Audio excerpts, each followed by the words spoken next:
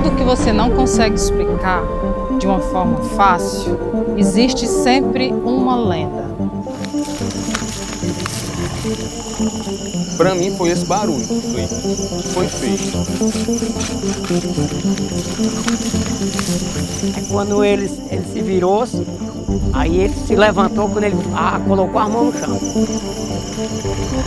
A gente ouviu falar só de filme, a gente assistia filme, mas ouvir da pessoa. Sim, hoje eu vou saber quem ele é de verdade.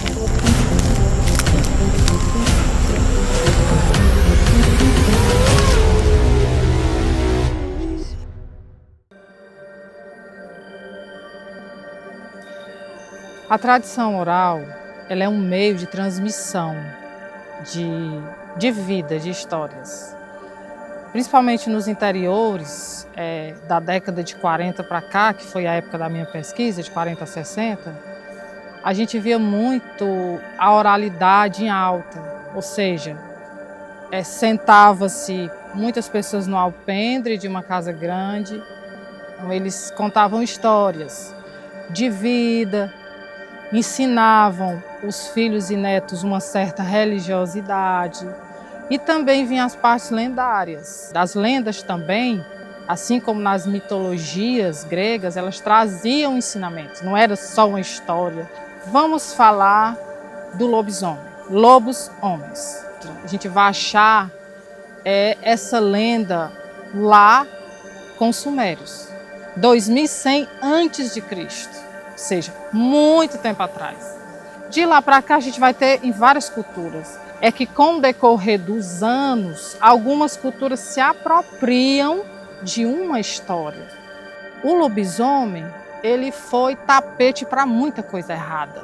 Para traição conjugal, ele foi tapete para incesto, para alguns comportamentos não religiosos, né?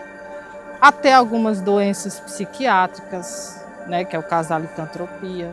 Então, as lendas, elas são apropriadas, né? Elas entram numa cultura. Na minha pesquisa, que eu fiz de 20 anos de recorte histórico, eu sabia que na localidade de Santa Maria, Santa Luzia e Soledade, a gente tem hoje lá um núcleo de muitas dessas histórias. A gente sempre escutou esse tipo de história desde a infância, né? As histórias permeavam o imaginário da gente e talvez tivessem essa função mesmo, né? De causar medo para a gente ter um determinado comportamento. Então não é nada assim fora do entendimento e do conhecimento da gente, né? Faz parte de uma certa cultura popular, o tema lobisomem. Uma parte da minha família mora numa serra aqui próximo, que é Soledade. E eu frequentava muito a casa de umas primas minhas. Eu gostava muito assim e gosto ainda desse contato com a natureza, banho de cachoeira, esse tipo de coisa que a gente tem aqui acesso, né? E tinha um primo meu, filho de uma delas, que era meu parceiro lá, a gente andava muito junto. E quando era à noite, a gente ia para a Vila da Soledade. A casa deles não era dentro da vila, era um pouquinho afastado. E aí, uma certa noite, a gente se preparando para ir para a vila, né? Lá a gente chama de ir para as bodegas lá. E aí a gente resolveu ir a pé, porque estava uma noite de lua cheia, lua clara, como o pessoal chama lá, né? E aí eu falei pro meu primo, Marquinhos, hoje nós vamos a pé para as bodegas. A lua tá clara, bom da gente andar de noite, tem muita bonina florada para a gente sentir o cheiro, então vamos de pé, vamos. A gente foi. Quando a gente decidiu voltar para casa, a gente passou lá num comércio, comprou um lanche e foi caminhando de volta para casa. Quando a gente chegou numa certa altura da estrada, a gente passou por uma parte do caminho que tinha cerca dos dois lados. E do nosso lado direito, dentro do cercado, tinha um cajueiro da copa bem frondosa e fazia muita sombra debaixo dele. E quando se distanciou assim uns 30 metros do cajueiro, a gente escutou um barulho debaixo do cajueiro, vindo daquela direção. Aí, para mim, soou como se fosse um cachorro que tinha urinado, e aí o cachorro tem o hábito de, quando urina, ele cisca, né? Aí eu falei assim pro meu primo: eita, Marquinhos, um cachorro mijou ali, cara, um cachorro grande, porque o barulho foi alto, né? Quando a gente vira para trás na direção do barulho, tinha um bicho passando por debaixo da cerca. O bicho se esguiando para passar debaixo da cerca, e foi assim uma imagem que chamou muito a nossa atenção. No primeiro momento não gerou medo, porque gerou mais curiosidade do que propriamente medo. O bicho era muito comprido, ele não tinha uma estatura elevada. E a forma que ele fez quando passou debaixo da cerca se esguiando assim, deu a impressão de que... Deu a impressão não, o que a gente viu era que ele era muito desproporcional. A parte da frente dele era bem mais fina do que a parte da cintura para a traseira. Era um bicho assim muito desproporcional, mas ele tinha uma forma canídea, né? Ele tinha um focinho comprido, orelhas finas e caídas, uma parte traseira bem arredondada, bem avantajada. Parecia até assim como se a traseira fosse quase como a traseira de um cavalo, mas à frente de um cachorro. E aí a gente viu ele passando de lateral pra gente, né? Bem calmo, sem barulho. E aí se sentou na nossa frente, acocorado como um cachorro se acocora, né? E aí a gente ficou olhando para ele e ele olhando para nós. Dava para ver perfeitamente que ele olhava para a gente. Foi proposital aquilo que ele fez. Aí eu falei pro Marquinhos assim, intrigado: Marquinhos, o que é isso aí? Isso aí aqui é um guaxinim? Aí meu primo: não. O guaxinim tem a azapá alta e os quartos baixos. Esse aí tem os quartos altos e a azapá baixa. Eu disse: é um cachorro? Ele: não, que aqui ninguém tem cachorro desse tamanho. E eu: que diabo é isso aí, cara? Meu irmão, não sei não. Ele não fez qualquer menção de fazer qualquer tipo de ataque, mas ele com certeza teve a intenção de se apresentar para a gente. Aí a sacola do lanche que ele tinha comprado para a gente lanchar quando chegou em casa, ele segurou a sacola e fez um jeito de jogar no bicho. Aí o bicho levantou as orelhas, aí deu medo. Aí a gente saiu correndo. E até hoje a gente está por saber de verdade o que era aquilo. Mas a partir dessas histórias que a gente escuta, desde a infância, e que é comum aqui entre nós, a gente julga que era assim um lobisomem. Mas até então eu não podia afirmar que acreditava realmente nisso, né? Mas aí depois que eu vi essa situação, eu acredito. E se alguém me contar, eu não duvido.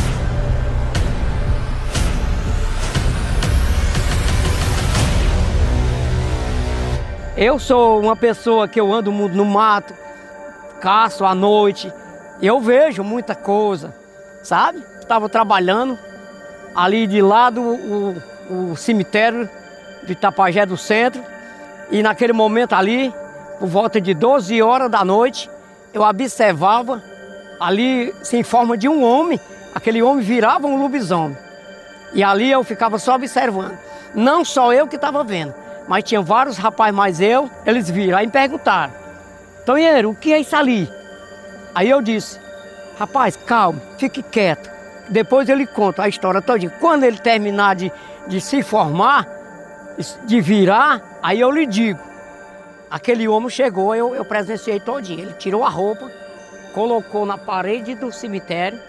Parece que ele já tinha um local de colocar a mesma roupa, sabe?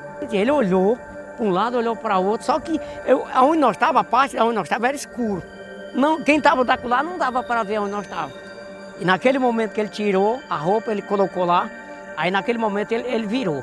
Ele se deitou no chão, virou para um lado, virou para outro, virou de novo e continuou aquela... Quando ele se virou, aí ele se levantou, quando ele colocou as mãos no chão. Colocou as mãos aqui, aí se levantou-se aí ele saiu disparado no meio do conjunto, aí correu. Aí nesse momento que ele desceu, só escutava os cachorros latindo, escutava aquela zoada de como se fosse ele carregando um latra ré, a zoada marroia da vida, sabe? Ele era o formato de um animal, formato de um animal, assim, um tipo de um animal, um jumento. Nesse momento os rapazes me perguntaram: Tonheiro, me diz uma coisa, tu é mais de idade, e me diz uma coisa, o que é isso aí? Eu digo: você já ouviu falar no lobisomem? Ele disse: já. E falar, e disse: pois isso aí é um lobisomem. Ele saiu percorrendo o conjunto e dobrou e foi até o Impu. E alguém viu. Aí nessa noite eu estava trabalhando, eu estava até armado o revólver. Mas aí ele disse, pois, por que tu não vai lá? Não, isso aqui não é coisa pra gente mexer não.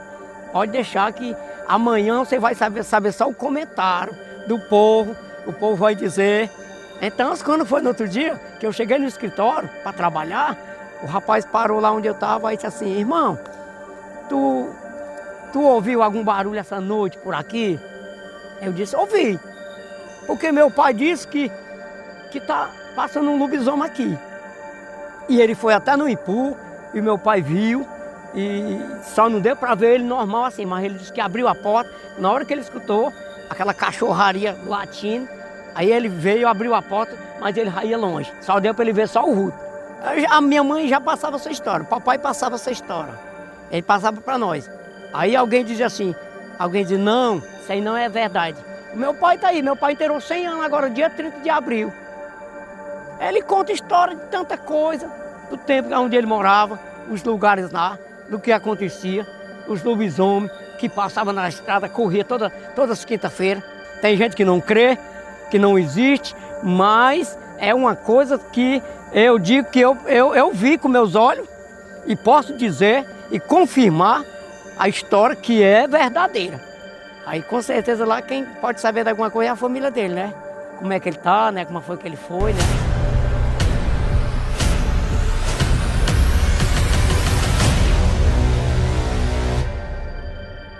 Hoje eu estou aqui para contar uma história que é a lenda viva, que era o meu tio. Ele mesmo fazia questão de falar para a gente a história dele, nunca se vergonhou. Se ele hoje estivesse aqui, ele fazia questão de dizer para vocês. No começo a gente se envergonhava, né, de falar, mas aí depois virou assim a história e ele mesmo fazia questão de falar. E muitos moradores daqui sabem dessa história. Aconteceu um dia na minha casa que o meu filho mais velho, ele tinha 2 anos de idade. Aí meu filho sumiu e aqui não tinha nenhuma casa, só tinha a minha lá na frente e aqui tudo era mato. E aqui tinha uma criação de porco. E quando eu saí desesperada procurando meu filho, que eu chego aqui, ele vai voltando com meu filho no braço. Aí eu tive assim um alívio. Mas imediato ele começou a sorrir, aí disse assim para mim, porque ele me chamava de Mana. Ele tinha assim um bem-querer muito grande por mim. E ele disse assim, Mana, tu pensava o quê? Que eu tinha comido teu menino? E naquela hora eu fiquei assim, sem entender. Aí ele foi e contou para mim que ele virava lobisomem, mas o meu menino ele não ia comer. Mas se eu fizesse raiva a ele, ele podia comer meu menino. Aí aquilo ali me deixou muito apavorada. A gente ouviu falar só de filme, a gente assistia filme, mas ouvi da pessoa. Mas as atitudes dele, ele tinha atitude que não era normal. E teve uma vez que ele fez uma oração até, que essa oração ele dizia que era só ele que sabia fazer. Que aconteceu, o meu menino, ele nasceu assim com o umbigo para fora, muito grande. E ele disse assim, se tu tiver confiança no lobisomem, eu posso curar o teu menino. E aí, 3 sexta-feira, ele rezou no umbigo do meu menino e ele ficou bom. Para as pessoas de fora, ele era uma pessoa muito legal. Mas para a família, ele já era completamente assim, agressivo. Ele já chegou a atingir até a própria mãe dele com uma faca. Ele disse que começou desde aí.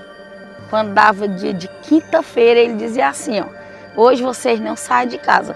Quem sair de casa, eu vou comer e eu não vou poupar nenhum. Sempre eu tinha curiosidade de saber quem ele era, porque ele falava as coisas e eu nunca acreditava. Aí um dia eu disse assim, hoje eu vou saber quem ele é de verdade. Eu fiz um buraco na parede do quarto onde eu vivia, um buraquinho pequeno, só pra gente ver, botar só o olho e ver pra fora. fui lá, peguei uns ossos de mão de vaca, coloquei no pé da parede. Coloquei lá no pé da parede, deixei lá. Aí tranquilo, aí fui me deitar. Quando foi 1h, tarde da noite, os cachorros começaram a latir. Quando os cachorros começaram a latir, aí eu pensei logo, será que é ele? Aí só escutei a porta da casa da minha avó se abrindo. Quando a porta da minha avó se abriu, que eu fui logo olhar logo no buraco, eu vi ele passando lá pro outro lado da pista, tá entendendo? Só que ele ia só de cueca. Lá no outro lado da pista tinha os esponjeiros de jumento, que era onde o meu outro tio guardava o jumento, né? Deixava os jumentos lá. Aí quando ele foi pra lá, passou um bom pedaço, os cachorros já começaram a latir pra cima. Os cachorros começaram a latir pra cima, aí eu digo assim, agora eu vou ver se é ele mesmo. Aí quando ele veio, passou por frente de casa, eu escutei só as pisadas, passou por frente de casa, que ele foi pro buraco, ele foi lá pra aquele cantinho onde eu fiz o buraco, deixei os ossos lá, aí começou a roer osso, começou a comer osso mesmo. E falei bem alto, Timildo, vá dormir, deixa os outros dormir. Calmou, um silêncio. Quando o silêncio calmou, ele foi, entrou dentro de casa, fechou a porta e fechou e acabou, zoada de cachorro, zoada de tudo. Quando ele ia pro outro lado, né, sempre muitas pessoas já falaram que ele se transformava num jumento. Mas dessa vez eu não vi, só vi quando ele foi pro outro lado e veio roer o osso. Eu não consegui ver como era a imagem que ele estava. Cachorrinha teve 12 cachorros ali na minha avó. Aí anoiteceu com os cachorrinhos tudinho e assim uma quinta para sexta, amanheceu sem nenhum e a gente num cachorro e ele disse que foi ele que comeu tudinho. Desse tempo pra cá, eu nunca comecei mais a gostar dele.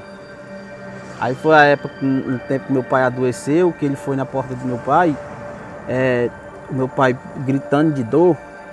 Aí ele foi, quando ele olhou para dentro do quarto do meu pai e disse assim, eu não dou até meio-dia para você morrer. Aí eu saí rápido pela porta de trás, eu digo, agora quem vai me matar sou eu. Eu peguei um cabo de enxada. Quando eu peguei um cabo de enxada, que ele entrando na porta de costa, eu dei no espinhaço. Eu disse, agora matei o cão. Mas só quando eu peguei a pedra para atacar nele, meu outro irmão não deixou. Mas foi meio que nada, ali parece que eu não fiz nada com ele só fez cair e se levantou de novo. Ele foi atropelado por um carro no Itapajé. Aí o motorista desceu desesperado. Tinha matado uma pessoa. Quando chegou lá, ele estava se levantando, bonzinho. E o motorista disse, como que você pode estar bom, eu lhe atropelei, vou levar para o hospital. Não, me dê só aí 1 litro de cachaça que eu vou para casa e você não me deve nada. Bonzinho. Ele era assim. Só que para ele era tão normal, ele não escondia de ninguém. É por isso que hoje eu e ele temos a liberdade de falar, porque ele fazia assim um mal com você e ficava sorrindo, como se fosse a coisa mais normal do mundo. É uma história triste dele. Mas meu pai sempre dizia que o filho que maltrata a mãe, sempre acontece uma coisa com ele. Ele vira bicho, essas coisas. Foi a história dele. Ele ficou só em casa, mas ele não era de estar sentado na calçada com a família, nada. Ele sempre era isolado de tudo, mas era ele mesmo que queria isso. Não era a família que queria isso, era ele mesmo. Ver assim um filme, um livro, né? Aí de repente a gente conta a história que aconteceu na família, que a gente presenciou, que a gente acompanhou, né? Que se ele não virava, na verdade, a gente não pode afirmar, mas as características dele e o que ele falava pra gente, levava a gente a crer que era verdade.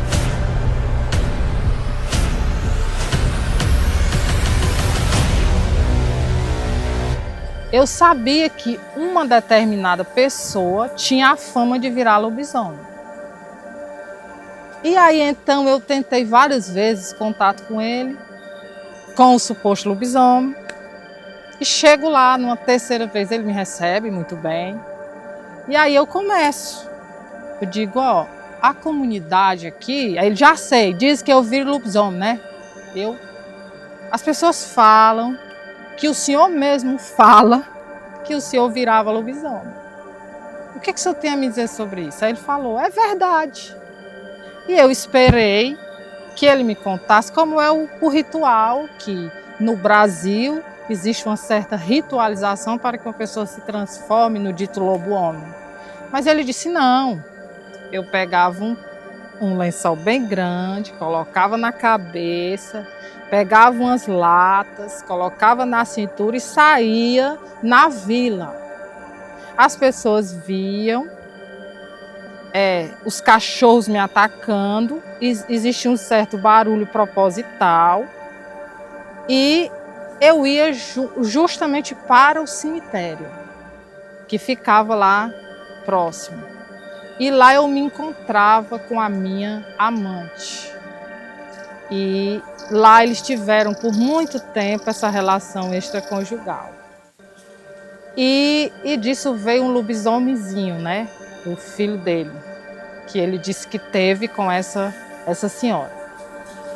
E então, assim foram vários depoimentos que eu encontrei de supostos lobisomens, mas que na verdade eles se apropriavam de uma história antiga para cometer atos que não eram muito aceitáveis em uma sociedade muito religiosa. Então, veja só o que o homem fazia. Ele se vestia de lobisomem, ele suportava mordida de cachorro para que as pessoas entrassem nas suas casas, e ele já tinha combinado com a sua amante o dia que ele ia virar lobisomem para poder ter o caso com ela. Eles iam para o cemitério. Ninguém tinha coragem de ir até o cemitério, ninguém tinha coragem de botar a cara na porta para ver quem era o lobisomem, e assim ele ficava livre para ter os seus relacionamentos extraconjugais à vontade, livremente, apropriando-se de uma lenda. Ele preferia ser o lobisomem, até hoje ele é conhecido, ele é falecido, né? Esse senhor é falecido, mas até hoje ele é conhecido como o lobisomem dessa comunidade. Mas poucas pessoas sabem desse caso extraconjugal que ele teve, além de mim, né? Que ele contou para mim. Então, ele preferiu ser uma lenda do que ser um traidor de uma família tradicional.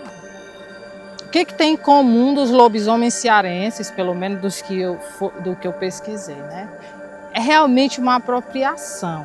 Ele se apropria de uma história para esconder um comportamento que foge ao padrão, que ele não quer enfrentar. Eu não quero ser visto como uma pessoa que é um traidor, eu não quero ser visto como um pedófilo. Então eu preciso estar numa fera para que as pessoas entendam que eu fiz aquilo porque eu não estava bem. Eu era uma fera, eu não era mais eu, era uma outra personalidade que tomou conta de mim. E também a gente encontra pessoas que afirmavam nessas comunidades que eram lobisomens para colocar medo. Se tu fizer isso comigo, quando eu estiver transformado, eu vou te matar. Então, por aí a gente tira como é que pensa uma comunidade que se apropria de uma lenda. A gente vê toda a justiça e toda a moralidade de um povo ali, bem demonstrados através das histórias que eles contam.